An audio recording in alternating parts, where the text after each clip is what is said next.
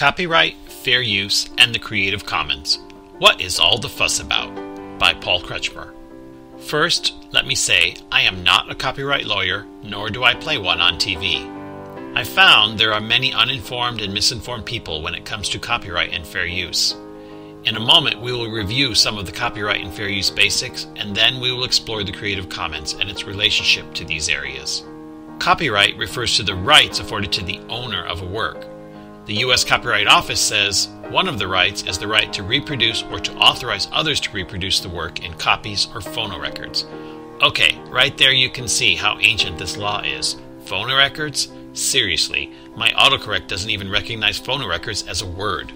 Fortunately, and regardless of how antiquated the verbiage of the copyright law is, for our purposes today we just need to take a brief look at what the law says, what it protects, and where the Creative Commons comes into the picture.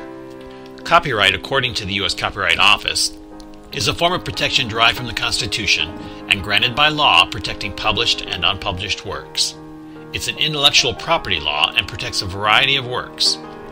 What's important for our purposes is to understand that any original work that you or I create is copyrighted from the moment it is created, which brings us to fair use. Section 107 of the Copyright Law refers to fair use and talks about parameters for using copyrighted works fairly. I believe Section 107 is so important that I'm going to read some parts verbatim. Section 107 contains a list of the various purposes for which the reproduction of a particular work may be considered fair, such as criticism, comment, news reporting, teaching, scholarship, and research.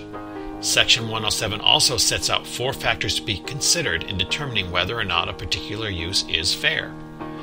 Number 1. The purpose and character of the use, including whether such use is of commercial nature or is for non-profit educational purposes. Number 2. The nature of the copyrighted work. Number 3. The amount and substantiality of the portion used in relation to the copyrighted work as a whole. Number 4. The effect of the use upon the potential market for or value of the copyrighted work. The distinction between what is fair use and what is infringement in a particular case will not always be clear or easily defined. There's no specific number of words, lines, or notes that may safely be taken without permission. Acknowledging the source of the copyrighted material does not substitute for obtaining permission. In other words, there is no magical number or percentage that can be used under fair use.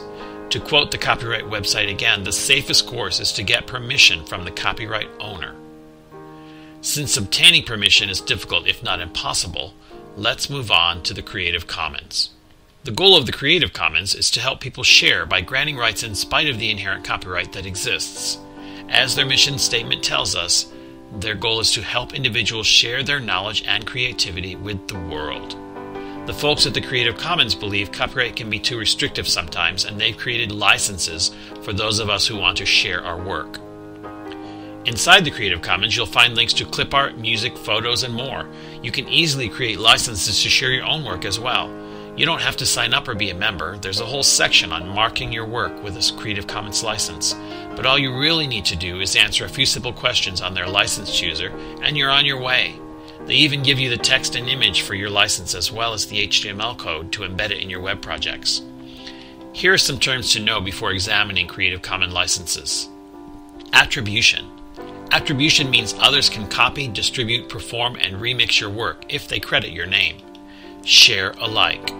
Share alike means they must distribute your work only under a license identical to the one you chose. Non-derivative works means that they can only copy and use your work verbatim. Non-commercial is just what it sounds like. They're not allowed to make money off of your work. Licenses will show Creative Commons icons as well as the appropriate icons based on your choices. This license says the work is licensed and includes the restrictions for attribution and share alike. So get over to the Creative Commons and check it out. Is it as easy to use as a Google search? No. Will using the Creative Commons give you peace of mind and reduce your worries about copyright infringement? Yes. Not worried about copyright infringement? Well, perhaps you should be.